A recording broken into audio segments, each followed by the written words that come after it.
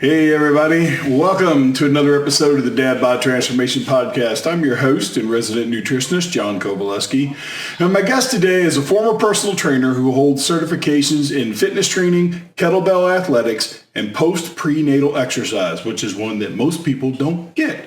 However, these days, through the week, he's a stay-at-home dad to his two children, 21-month-old son, Leo, and his 2-month-old girl, Selena. And on the weekends, he works as a DJ.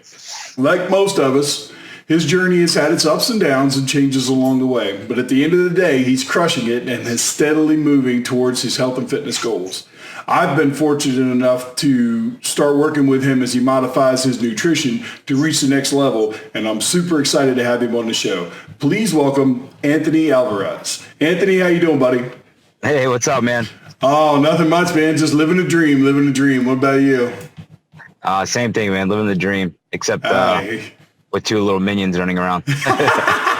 Now, we actually, full disclosure, y'all, we actually did this before, and I had some technical difficulties that actually wound up burning up a hard drive and a bunch of other stuff. So we're doing this again. Do you have the kids in the back seat this time? No, the wife actually had her day off today, so she's... okay. Yeah, I think she's at the park with them right now. So right. The last time he had driven the kids around to get them to go to sleep, so the kids were kind of hanging out in the back seat. Okay, so what I want you to do to start with is just describe for everybody what exactly that it was that started you on your path to trying to lead a healthier lifestyle. Yeah, so it started like I want to say 2014 maybe. I can't remember like exactly when it was, but it was a couple years back. I got on the scale and I was 300 pounds. I was a personal banker for 2.5 years at that point. And I was miserable, sitting at a desk all day and eating all day. And I hated the job. So I ballooned up to 300 pounds. And then it got to a point where I wanted to propose to my wife or my girlfriend at the time. And I didn't want to do it at 300 pounds. So started eating healthy. I was looking at my bank statements and I was eating fast food 3 times a day. And I was like, that's awful. Wow. Yeah, that's not good. Yeah. So once I saw that, that's when I just cut back fast food cold turkey. Just kind of, I had the idea if I leave my wallet at home with my debit card, I can't buy food, Mm-hmm. And I'd have to stoop to a real all-time low to steal a cheeseburger from McDonald's. So, so then I proposed to her. I was still heavy. But then we're like, all right, we're going to get fit for our wedding. I lost a bunch of weight, got down to 230 was like the lowest. And then at that point, I kind of wanted to do a career change. And I was like, you know what? I think I want to do personal training. I want to be a personal trainer. I want to help motivate, help others. And I got certified. And then, that's kind of... So that's what started the whole ball rolling. That's cool. Yeah. That's cool. Yeah, I mean, it's everybody has their own catalyst, their own thing that causes them to say, hey, I want to do something different. Right.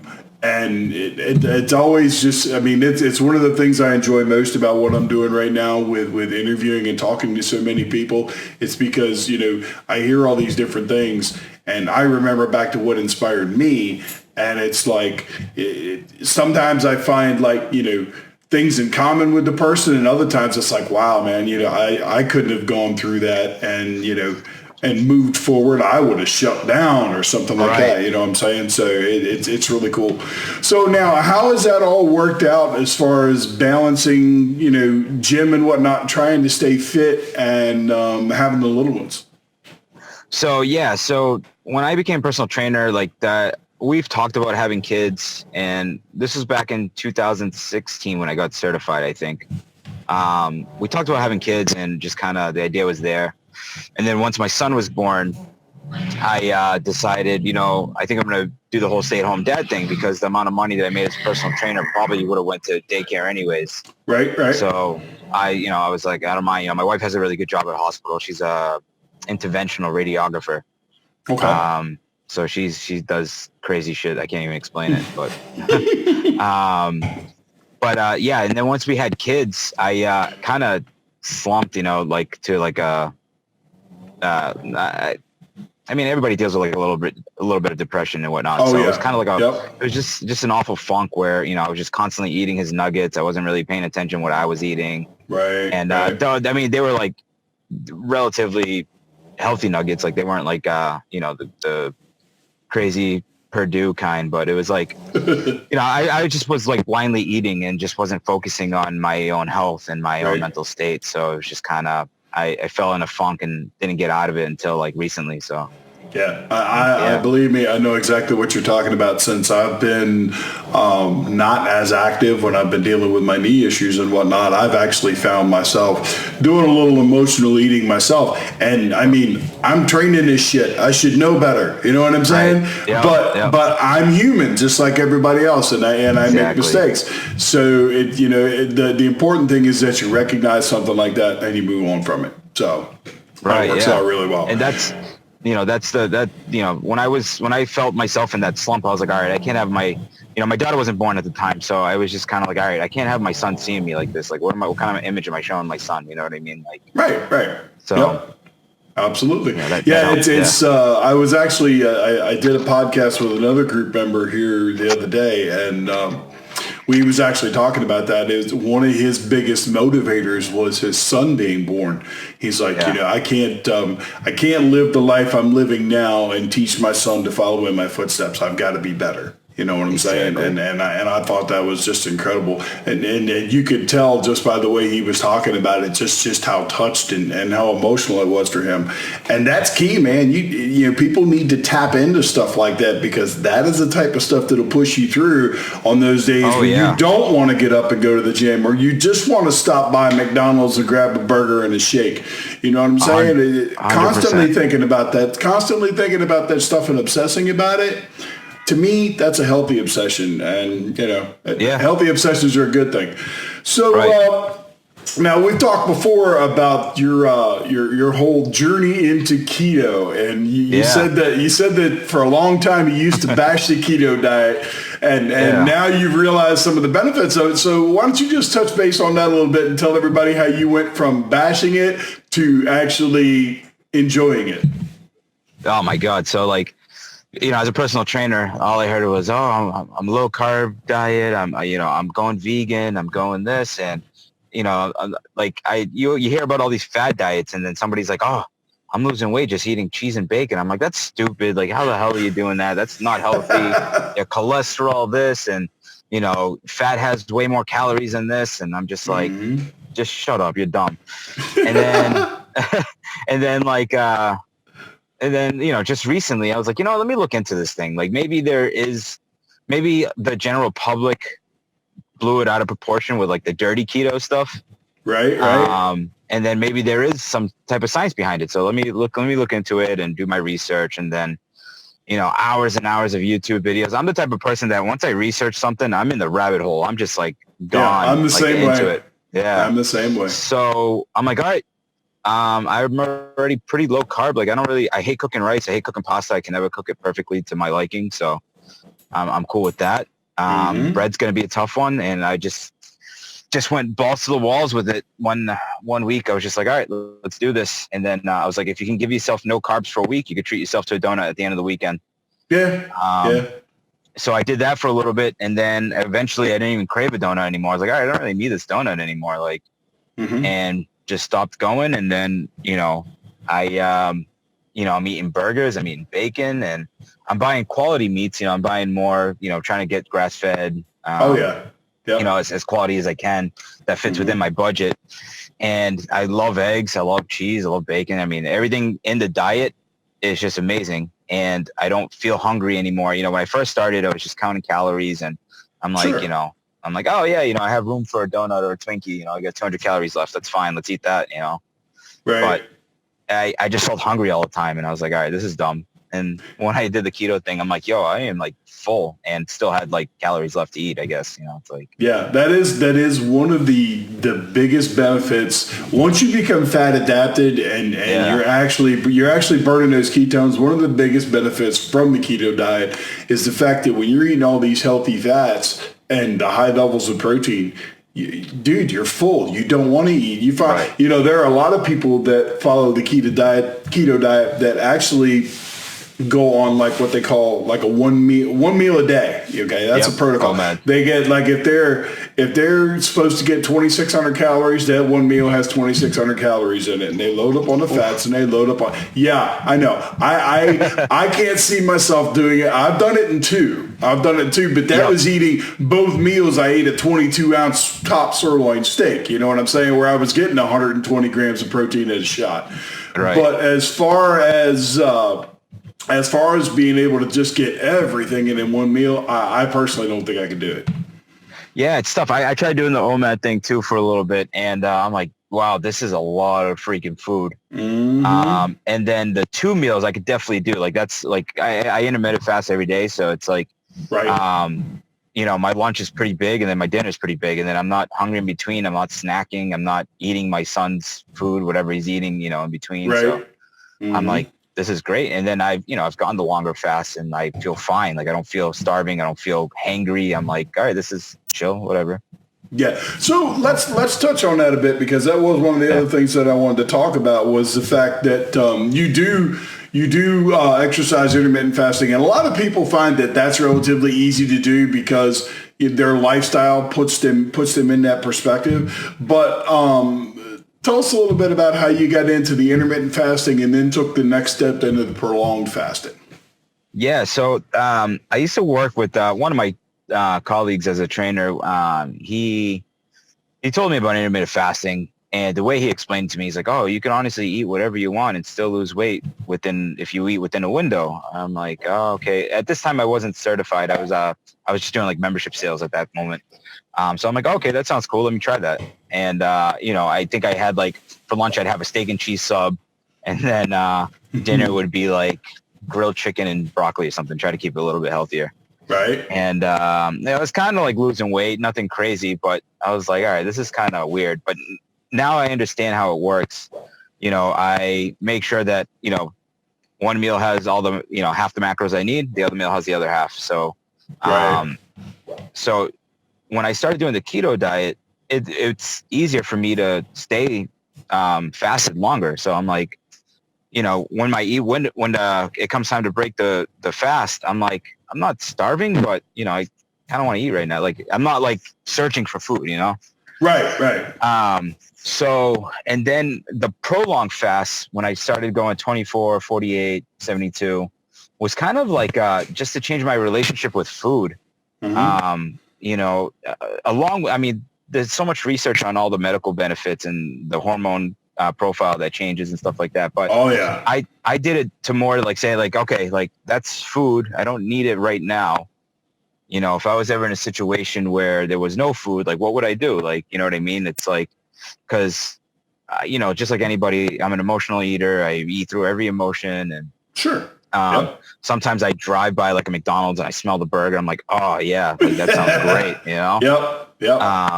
I don't cave in, but yeah, I think that the disciplinary part of fasting has helped me tremendously throughout recently within the past 6 months. Right. And, I recently just did a 5-day fast, and I think by the 5th day I was like, okay, I'm like kind of hungry, but I'm not dying. Like I'm still, I had energy to move around and stuff. So like it was just, it's a good experiment just to kind of test out like what your body can do kind of thing. Right.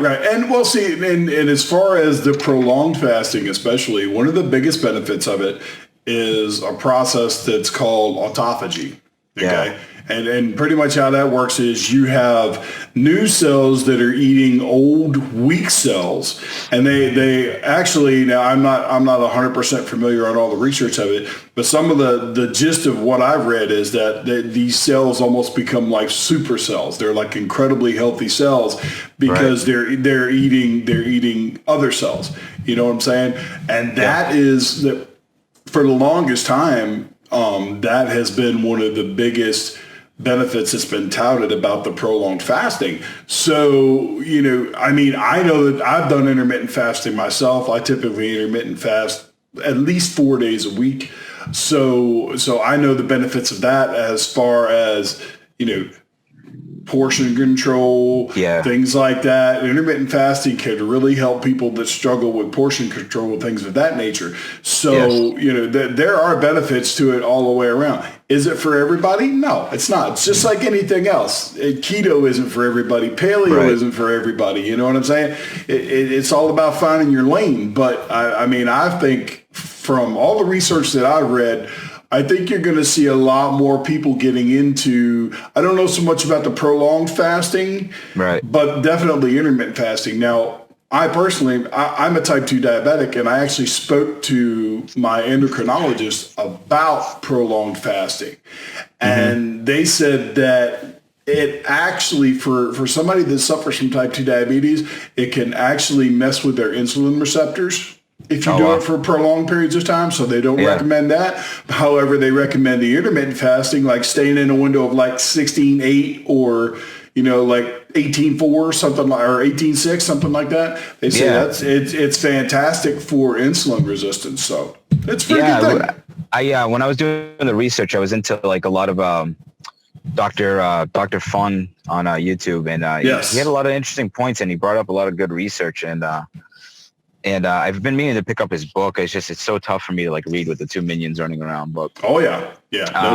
But it's such interesting stuff, and it's a practice that, like, you know, like, I'm not a religious person, but, you know, religions have been practicing it, and like ancient tribes have been doing it. You know what I mean? It's like, they tie it into meditation and mindfulness and all these types of things, which I'm big into that too. At least when I'm going to the gym on a regular basis, which is typically 4 to 5 days, at least 3 days out of that time, when I'm done with my workout, I spend a half hour in the sauna, and the entire time I'm in the sauna, I am listening to like either I'm listening to guided meditations, or I'm listening to one of the favorite things that I listen to, not only in the sauna, but like if I'm studying or doing research or whatever, is Native American flute, the Native American flute, and the nature sounds and stuff like that. Tribal drums. Yes, absolutely. Yeah. So, you know, you put all that stuff together, and then you get like,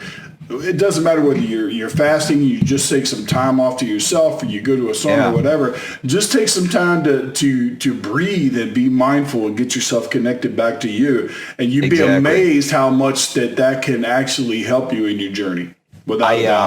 I got into like a weird period where I was really into like shamanism.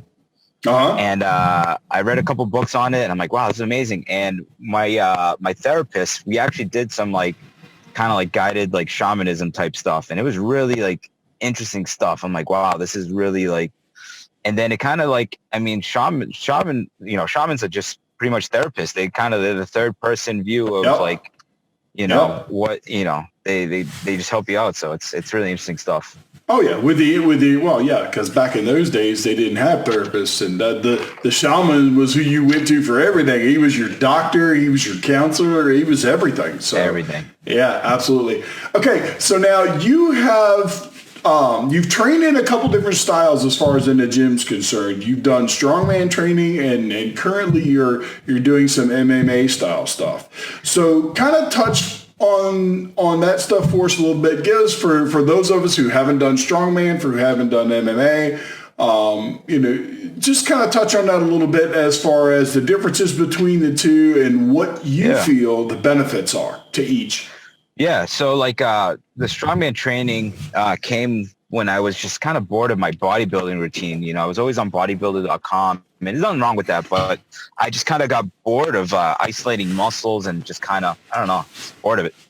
Right. So I looked into like powerlifting, and I thought that was kind of cool. And then I saw like videos of strongman. I'm like, yo, that's badass. Like the dude's lifting stones and like walking with like heavy ass shit. Right. So I'm like, all right, let me look into that. So I found a strongman gym near me, and then I started training, and I was like, you know what, let me go for competition. So basically strongman training is just a lot of heavy shit in the beginning, and then like almost like bodybuilding type style hypertrophy stuff in the middle of it. And then, you know, you could throw in conditioning work like near the end of the workout. So that was like kind of what I would do. Most days would be just heavy ass sets, you know, it would be just intense.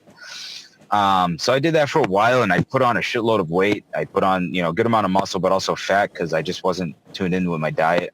Right. But then I just recently going through like my cutting phase, I was like, I kind of want to train MMA.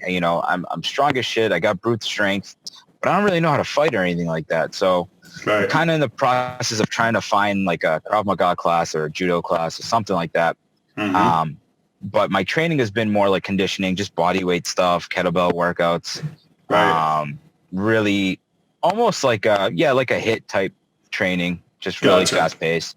So Yeah. like today I did like a squat to overhead press with like med ball slams, and then I did a bunch of kettlebell snatches Mm-hmm. and just finished off with some steady state cardio on the Stairmaster. So Gotcha.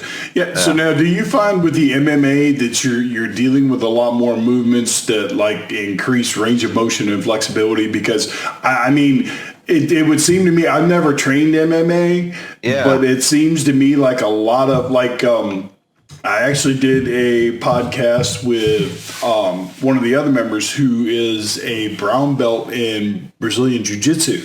Yeah. And he was talking about how that particular aspect of martial arts is like awesome for flexibility and range of Oh motion yeah. because it's teaching fluidity and stretching and getting into all these weird positions and whatnot. So I don't know, I don't have a whole lot of background in either jiu-jitsu or MMA, so Yeah. I don't know a whole lot about it. Yeah, and again, like I don't have any experience with like the fighting aspect of it, or like I'm not following like a strict routine to get me ready for a fight or anything. I'm just I've when I started personal training, I used to work for Equinox Gym, and they're like a very bougie gym, and Right. a lot of the trainers are very like almost like doctors. Like they were very into like physical therapy type work, making sure that your range of Mm-hmm. motion. So I started Right. learning a lot of like animal flow with them, like having your Mm-hmm. body kind of move in different Right. directions, different planes of motions. And Gotcha. then I learned a lot of like mobility work. So I just incorporate a lot of that in my workouts. And, I do a lot of kind of like bear crawl type stuff, and then like a lot of sit throughs, movement through the Uh-huh. hips. Yeah.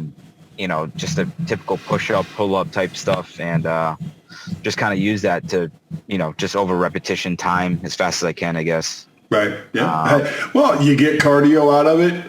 You're increasing your. Oh, I mean, range of motion. I mean, the nutrition part for me came really easy because I had to teach myself that to get healthy. But as I right. studied to become the personal trainer, I kind of didn't realize because I had spent a number of years already lifting in the gym and doing things, and I didn't realize how much stretching and range of motion came into play. Oh yeah. And by the time I realized it, I actually had to deal with consequences from it because my right leg, I had developed my hamstrings to the point that they were so tight and I hadn't been stretching them that they were pulling my kneecap backwards. Oh wow. Okay. And when he did that, it actually started to shred the meniscus.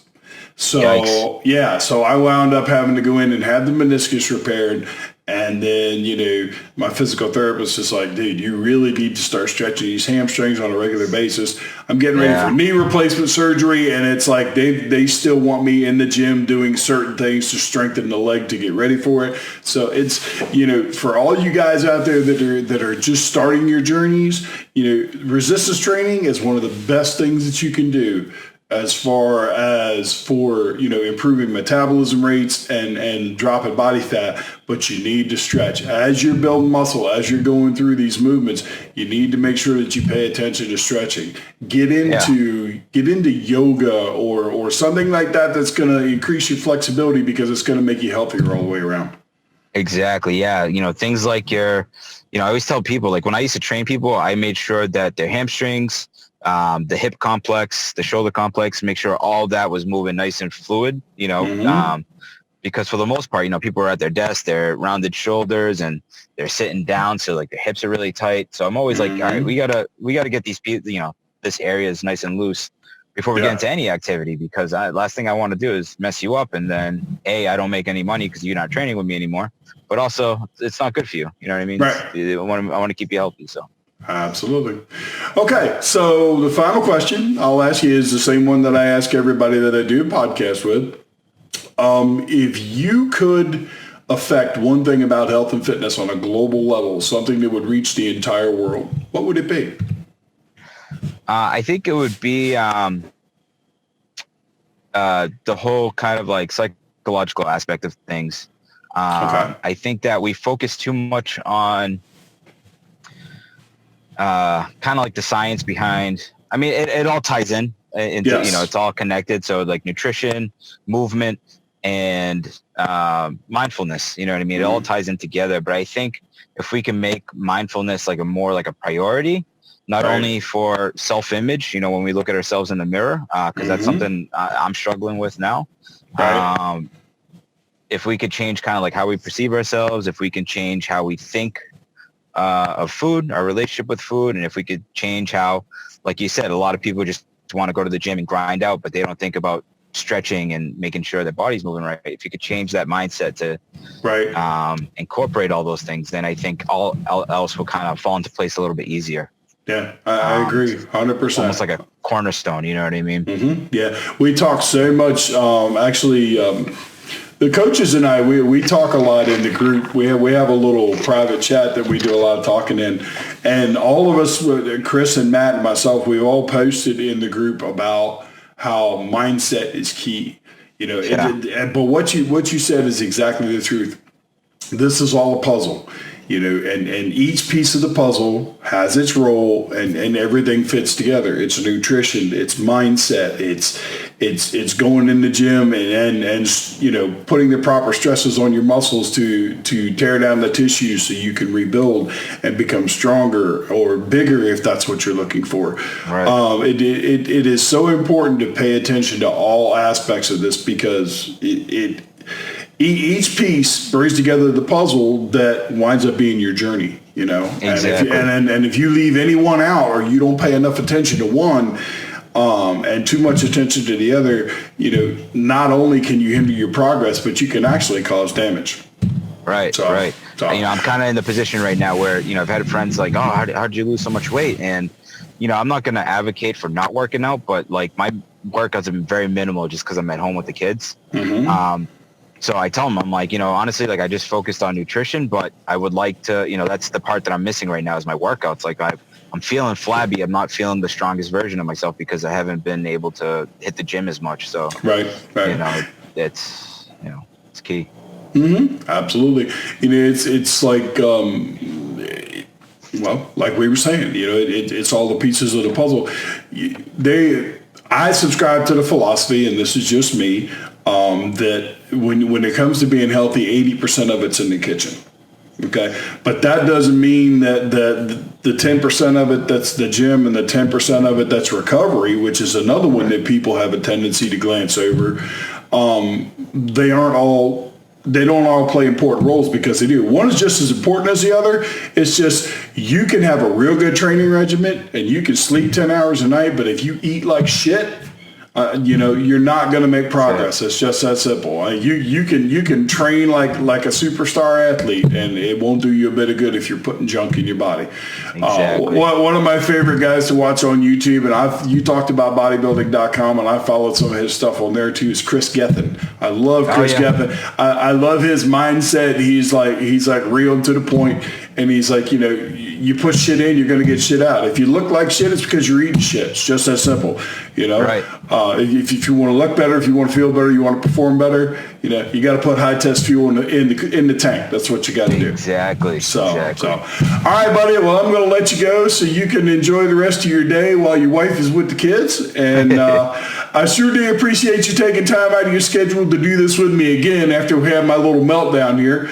Yeah. No worries, man. No worries. All good. And go ahead.